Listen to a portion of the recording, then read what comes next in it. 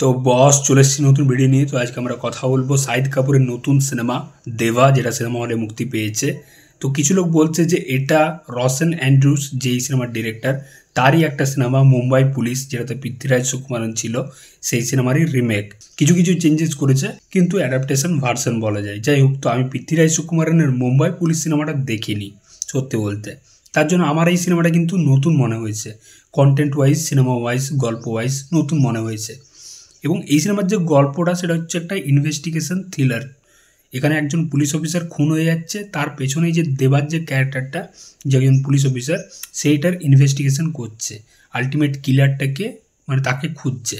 তো এই দেবা সিনেমাতে মুখ্য চরিত্রে শাহিদ কাপুর এবং পূজা হেগড়েকে দেখতে পাচ্ছি। তো পারফরমেন্স নিয়ে যদি কথা বলি সিনেমাতে, তাহলে শাহিদ কাপুরের নাম কিন্তু করতেই হয়। শাহিদ কাপুর যা পারফরমেন্স দিয়েছে সিনেমাতে, মারাত্মক লেভেলের। তার ক্যারেক্টারটা যেরকম একটা ম্যাডনেস, মানে এমন পাগলামি করছে, সত্যি এরকম রোল কিন্তু শাহিদ কাপুর মানে আরামসে ডেলিভার করে দিতে পারে। যেরকম হায়দার, তারপর উড়তা পাঞ্জাব, কবির সিংয়ের মতো ক্যারেক্টার করেছে, ঠিক ওইরকমই একটা ক্যারেক্টারের ছাপ তুমি এই দেবা সিনেমাতে পাবে। যেরকম অ্যাক্টিভিটি করছে সিনেমার মধ্যে, সিনেমাতে একটা সিন আছে যখন শুরুর দিকে একটা মন্ত্রীর বাড়িতে ঢুকছে গাড়ির চাবিটা আনার জন্য। তো তাকে যখন হ্যাপি বার্থডে বলছে, ওখানে যখন মানে অ্যাকশন সিকোয়েন্সগুলো হচ্ছে, মানে ওইখানে যেরকম ডায়লগ ডেলিভারি দিচ্ছে না, ব্যাপক লাগবে তোমার শাহিদ কাপুরের ক্যারেক্টারটা দেখতে। তার লুকটা যেরকম করেছে, ওরকম ছোট ছোট চুল, ওরকম হালকা বিয়ার্ড, মানে হালকা পাতলা ফিগারের মধ্যে কিন্তু ব্যাপক লাগছে তাকে দেখতে। এবং ভাসাড় মাচা যে গানটা, যেটা পপুলার হয়েছিল, ভালো হয়েছিল গানটা, মিকা সিং গিয়েছিল, ওই গানটাতে শাহিদ কাপুরের যা পারফরমেন্স, যা নেচেছে রে ভাই, ওহ লেভেলের। কি অ্যাক্টিং করেছে শাহিদ কাপুর সত্যি। আমি কিন্তু অরিজিনাল সিনেমাটা দেখিনি, পৃথ্বীরাজ সুকুমারন কি করেছে, আমার মনে হয় শাহিদ কাপুরকে অন্তত টপকাতে পারবে না এই পারফরমেন্সের দিক থেকে, এই ক্যারেক্টারের। সত্যি শাহিদ কাপুর কিন্তু ব্যাপক পারফরমেন্স দিয়েছে।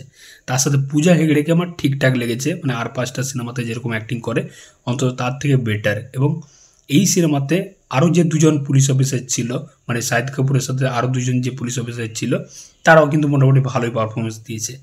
তো এই সিনেমাটার মানে বেসিক যে প্লটটা, সেটা কিন্তু খুব ইন্টারেস্টিং। এবং যেরকম মাসি ওয়েতে প্রেজেন্ট করেছে না পুরো সিনেমাটা, যেরকম মুম্বাইটাকে মানে দেখানো হয়েছে, মুম্বাই শহরটাকে যেরকম গলির মধ্যে দিয়ে দেখানো হয়েছে, যেরকম ভাষাটা ইউজ করা হয়েছে, আমচি মুম্বাই, তার সাথে হিন্দিটাকে মিক্স করা হয়েছে, ব্যাপক লাগছে কিন্তু সেটা দেখতে।